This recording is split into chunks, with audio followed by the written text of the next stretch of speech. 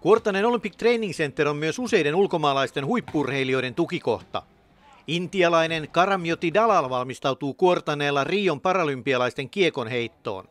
Marraskuussa 29 vuotta täyttävä intialainen oli ensimmäisen kerran Kuortaneella viime syksynä.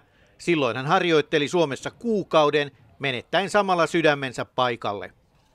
All facility here and my coach also is very nice and I would like to hear every time when I coming first time here, then I training here, then I throw 19.51. That's a great achievement for me. Yeah. Karamjoti Dalal on kiekossa Aasian mestari ja Riossa hän tavoittelee mitalia. Se olisi ensimmäinen intialaisnaiselle. Yeah, of course. I want medal.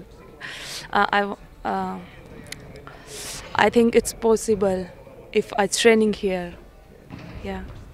Karamjoti Dalal aikoo harjoitella Kuortaneella Rion paralympialaisiin saakka.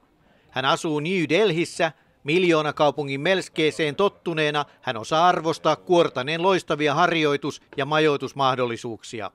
Helmikuun aikana hänestä on tullut myös Suomen talven ystävä. Yeah, different weather, but I like it. Yeah, it's different because in India too much hot, but here too much cold. Yeah, that's a different, but it's not matter for me because training is good. Yeah, coaching also too good. Okay. Karamjotia valmentaa Kuortaneella Janne Aliin. Hän uskoo suojattinsa mitalitavoitteeseen Riossa. Miltäs nyt hänen harjoittelunsa näyttää siihen nähden, että tavoitteet ovat siellä Rion paralympialaisissa, niin mitali? No aikaistaan sanoa vielä tässä kohtaa. Hyvältä näyttää nyt vasta oikeastaan ekaa viikkoa yhdessä reenattu tähän sessioon. Ja heitto näyttää hyvältä ja tuntuu, että tässä jo viikon aikana on kehittynyt myös fysiikkapuoli.